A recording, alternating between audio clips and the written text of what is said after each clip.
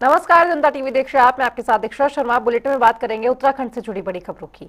मुख्यमंत्री पुष्कर सिंह धामी ने खटीमा में सरदार वल्लभ भाई पटेल की 150वीं जयंती के उपलक्ष्य में सरदार @150 कैंपेन की तैयारियों के लिए वर्चुअल बैठक की।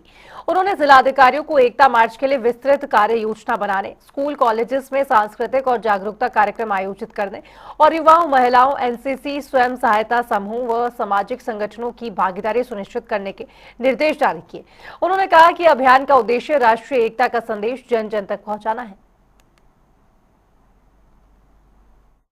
सरदार पटेल जिनका बहुत महत्वपूर्ण योगदान भारत की एकता और अखंडता के लिए रहा है, सभी रियासतों को एक करने में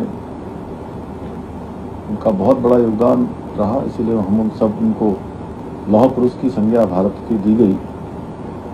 उनका 150वां जन्म जयंती का अवसर ऐसे समय में आ रहा है जिस समय हमारे लिए ये 150वीं जयंती उनकी इसलिए भी विशेष है कि इसी 150वीं जयंती के समय में ही हमारे राज्य की स्थापना के भी 25 वर्षों का कालखंड पूरा हो रहा है राज्य स्थापना का। तो दोनों ही कार्यक्रम और भव्यता से हों और सफलतापूर्वक हों, उसके लिए हम लोग यहाँ पर आज ये बैठक कर रहे हैं। वर्चुअल माध्यम से हम सब लोग एक दूसरे के विचार विमर्श आपस में आदान प्रदान कर रहे हैं। होता क्या है कि कई बार भारत सरकार के कार्यक्रम आते हैं बहुत बार हम लोग तैयारियां भी करते हैं, लेकिन मेरा मानना है कि ये बैठकें हमारी बहुत महत्वपूर्ण होती हैं और महत्वपूर्ण के साथ साथ बहुत अच्छे कार्यक्रम हों और ऐसे कार्यक्रम हों कि केवल औपचारिक ना हो, लोगों से उनका जुड़ाव भी हो, उसका एक संदेश भी जाए और जिस वर्ग के लिए हम कार्यक्रम करना चाहते हैं वो वर्ग भी बड़ी संख्या में वहाँ पर उपस्थित हो। और क्योंकि सरदार पटेल का जो पूरा जीवन है वो कहीं ना कहीं हम सबको प्रेरणा देता है। उन्होंने अपनी अदम्य इच्छा शक्ति से, दूरदृष्टि से और समर्पण से अखंड भारत का जो सपना है उस सपने को उन्होंने साकार किया है। तो वही प्रधानमंत्री नरेंद्र मोदी के निर्देशानुसार प्रदेश में देश का पहला सैन्य धाम बनकर तैयार हो चुका है। संभावना है कि प्रधानमंत्री नरेंद्र मोदी भी सैन्य धाम के लोकार्पण के लिए प्रदेश में आ सकते हैं। वहीं इसकी सराहना करते हुए बीजेपी प्रदेश मीडिया प्रभारी मनवीर चौहान ने कहा कि यह सौभाग्य की बात है कि प्रदेश के लगभग हर घर से मातृभूमि की सेवा के लिए सैनिक सीमा पर तैनात है। देश की रक्षा के लिए अग्रणी राज्यों में प्रदेश का होना हर उत्तराखंड वासी के लिए गर्व की बात है। उत्तराखंड प्रवास के दौरान प्रधानमंत्री नरेंद्र मोदी ने 5वें धाम की स्थापना की घोषणा की थी। उन्हीं से प्रेरणा से सैन्य धाम की स्थापना की जा रही है। देखिए, हम सबके लिए सौभाग्य की बात है कि हमारा उत्तराखंड राज्य से औसतन प्रति परिवार एक व्यक्ति देश की सेना में भर्ती होकर के सीमा पर देश रक्षा के लिए तैनात रहता है और अनेकों वीर जवानों ने अपना सर्वस्व न्यौछावर कर देश की रक्षा के लिए अपना बलिदान दिया है।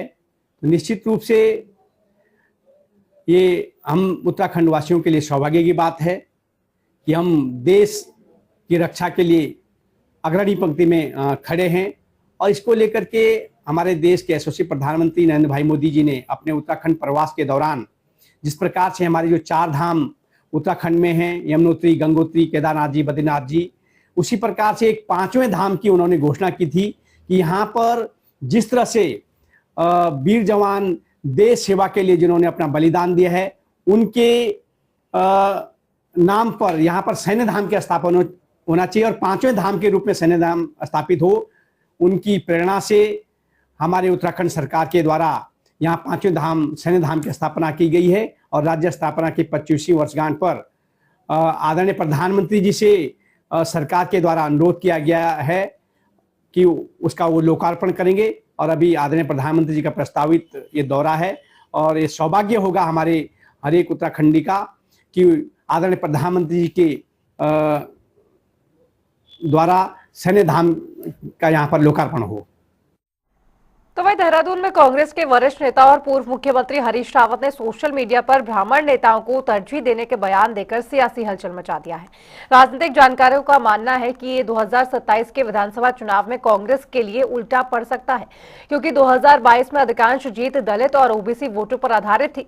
बता दें कि कांग्रेस के बयान पर असहजता जताई गई है और स्पष्ट किया गया है कि संगठन सृजन अभियान सभी वर्गों और धर्मों के आधार पर चलाया जा रहा है। वहीं बीजेपी नेताओं ने भी हरीश रावत पर चुटकी ली है। कांग्रेस पार्टी ऐसी पार्टी है जो सारे वर्गों को साथ लेकर के चलती है। समाज का हर वर्ग, हर तबका कांग्रेस के ऊपर, पूरे देश के अंदर देखिए अकेली कांग्रेस पार्टी है। उत्तर दक्षिण पूरा पश्चिम पूरा भारत, हर वर्ग, हर जात, हर धर्म का व्यक्ति कांग्रेस पे भरोसा करता है और कांग्रेस समय समय पर सब लोगों को मौका देती है।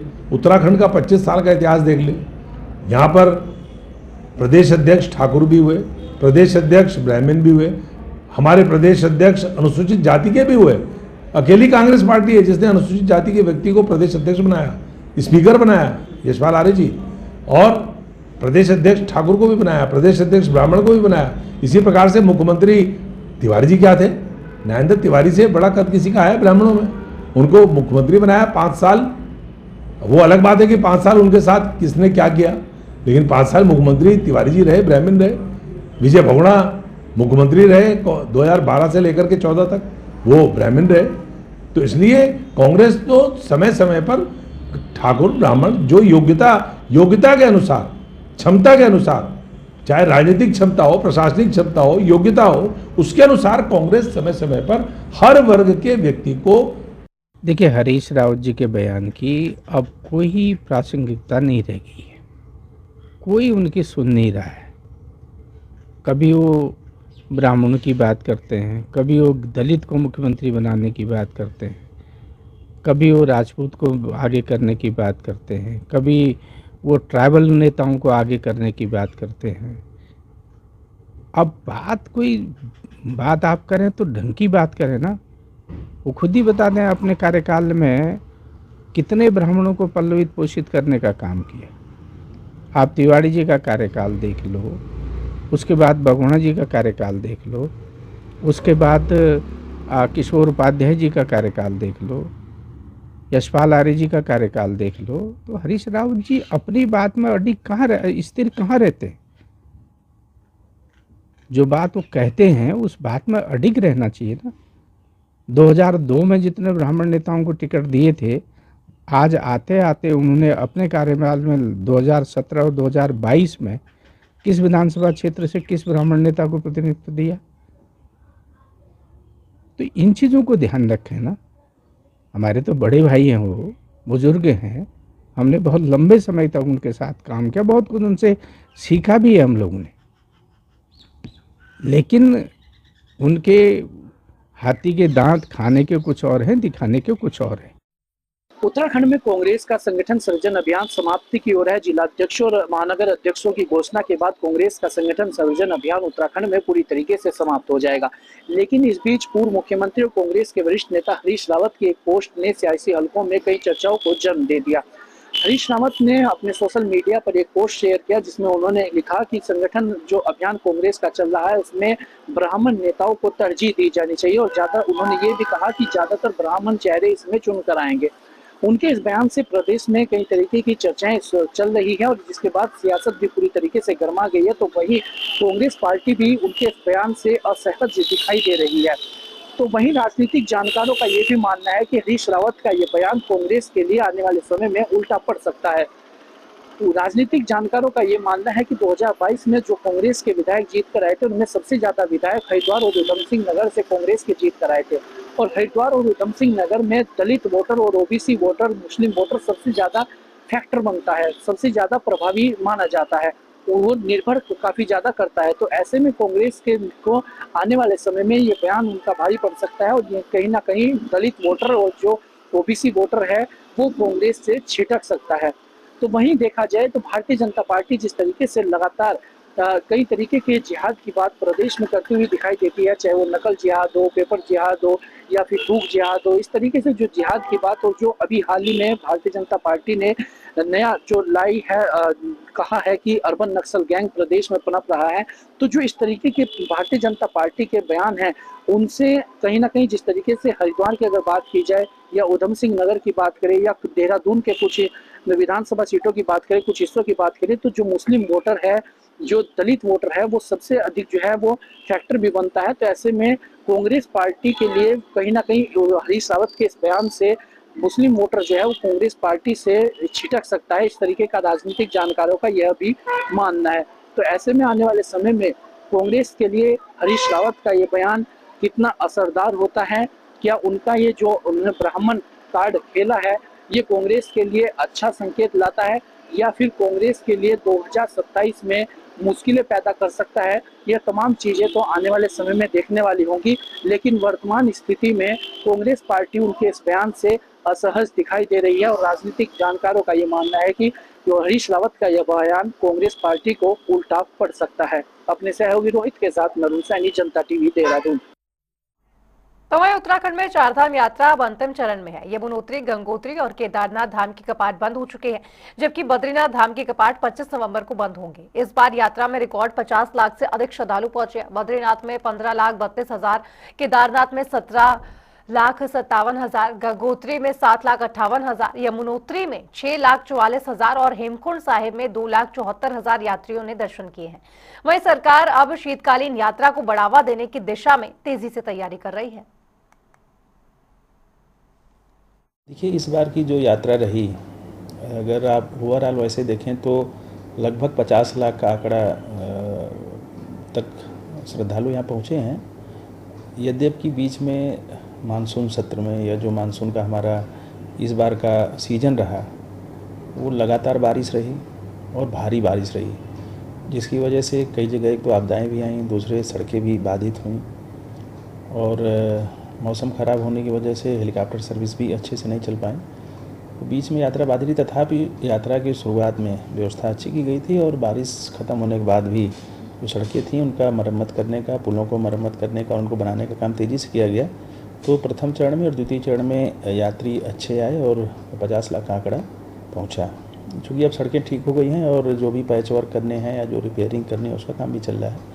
और पिछले वर्ष से जैसा कि माननीय मुख्यमंत्री जी ने शीतकाल यात्रा शुरू करने में कार्रवाई भी की, तैयारियां भी की, माननीय प्रधानमंत्री जी का भी आगमन हुआ, तो इस साल पहले से ही वो शीतकाल है उसमें पर्यटक कैसे अधिक से अधिक आएँ। जो हमारे चारों धामों के जो ऐसे स्थल जहाँ पर डोलियाँ आने के बाद देवगण विराजते हैं, उन स्थलों तक, उन मंदिरों तक श्रद्धालु कैसे आएँ, उसका व्यापक प्रचार प्रसार हम लोग कर रहे हैं। और इस बार की शीतकाल यात्रा चूँकि दूसरी शीतकाल यात्रा होगी, तो सभी लोगों का प्रयास है, उसमें माननीय मुख्यमंत्री जी का स्पष्ट निर्देश है कि शीतकाल का जो पर्यटक और श्रद्धालु हैं उनको अधिक से अधिक संख्या में बढ़ाया जाए।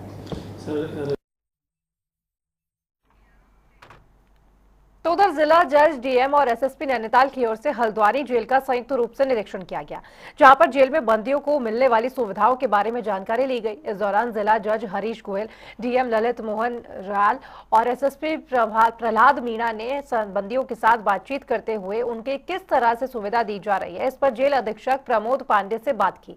वहीं डीएम ललित मोहन रयाल ने पत्रकारों से बात करते हुए बताया कि संयुक्त रूप से किए गए नियमित निरीक्षण में बंदियों को जेल मैनुअल के अनुरूप सुविधा देने के निर्देश दिए गए हैं। सभी बंदियों को निःशुल्क चिकित्सा और विधिक सहायता मिलनी चाहिए। स्किल डेवलपमेंट को लेकर भी जेल में काफी अच्छा प्रयास हो रहा है।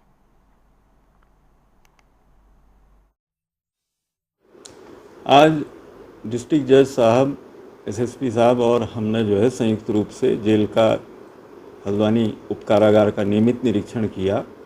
तो उसमें मुख्यतः इन बिंदुओं पर ध्यान दिया गया कि जो हमारे वहाँ सिद्ध दोष बंदी हैं और जो विचाराधीन हैं, उन लोगों को नियमित रूप से निःशुल्क चिकित्सकीय सहायता, निःशुल्क विधिक सहायता ये मिल रही है। उसके अलावा जो वहाँ पर महिलाएं हैं तो उनके लिए महिला प्रहरी वहाँ पर मौजूद हैं कि नहीं। वहाँ पर 3 बच्चे भी हैं, तो वो बच्चे छोटे हैं तो उनके पोषण के लिए, उनके टीकाकरण के लिए और उनके लिए जो आंगनबाड़ी की जो सुविधाएं मिलती हैं उसके लिए वहाँ कारागार अधीक्षक को कहा गया है। तो हमने कारागार अधीक्षक को कहा है कि जो बंदी वहाँ पर हैं उनको उनकी राय ले ली जाए कि वो हुनर में अगर और इस समय के जो डाइवर्सिफाइड स्किल्स हैं उनमें हाथ आजमाना चाहते हैं तो हम स्किल डेवलपमेंट डिपार्टमेंट से उनका टाई अप करवा देंगे। तो वहीं उत्तराखंड की राजधानी देहरादून के बाजारों में चहल पहल बढ़ गई है। लोग छठ पूजा की खरीदारी के लिए उमड़ रहे हैं। दुकानदारों का जोर प्रामाणिकता पर है। वहीं तैयारी मांगों को पूरा करने के लिए लगभग सारा सामान बिहार से मंगवाया जा रहा है। देखिए रिपोर्ट। उत्तराखंड की राजधानी देहरादून के बाजारों में चहल पहल बढ़ गई है। लोग छठ पूजा की खरीदारी के लिए उमड़ रहे हैं। दुकानदारों का जोर प्रामाणिकता पर है। वे त्योहारी मांग को पूरा करने के लिए लगभग सारा सामान बिहार से मंगवा रहे हैं। बिहार से आपका सुथनी, आदि, हल्दी, इन सब चीज की गांठ उठाती है और फल फ्रूट ज्यादातर वहीं से ही माना जाता है, सिर्फ फल। और ये जो डगरा है, सुपली है, छैटी है और आपका तरह तरह के इत्यादि सामान जो है, बच्चों के बद्दी उद्दी सब चीज बिहार से आता है।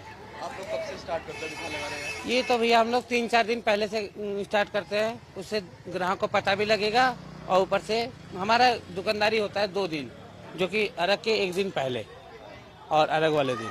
लेकिन लोग आते रहते हैं जी, टिप टाप आते रहते हैं। खरीदारों की शिकायत है कि पारंपरिक त्योहार मनाना महंगा होता जा रहा है। बढ़ती कीमतों और महंगाई के बावजूद लोग पूरे उत्साह और श्रद्धा के साथ छठ पूजा मनाने के लिए प्रतिबद्ध हैं। खरीदार मानते हैं कि कीमतें बढ़ गई हैं, फिर भी कहते हैं कि उनके लिए छठ मनाना अनिवार्य है। हर साल छठ आती है। हाँ। छठ में हर साल खर्चा ही बहुत होता है, महंगाई भी इतनी बढ़ जाती है। हाँ। अभी 200 के दे रहा है, अभी 300 के दे रहा है सामान।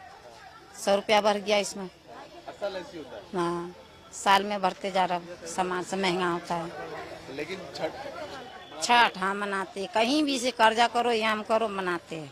अभी तो कुछ नहीं लिए, मतलब दुकान में आए हैं, सामान इतना महंगा बता ले नहीं सकते। अब जो पहले कितना सस्ता मिल रहा था, अब इतना धीरे धीरे इतना महंगा कर दिया, जो लोग के सुन के ही अतरज लग रहा है जितना महंगा कैसे कर दिया। पर पूजा त्योहार है तो लेना ही तो पड़ेगा ही, कैसे नहीं लेंगे।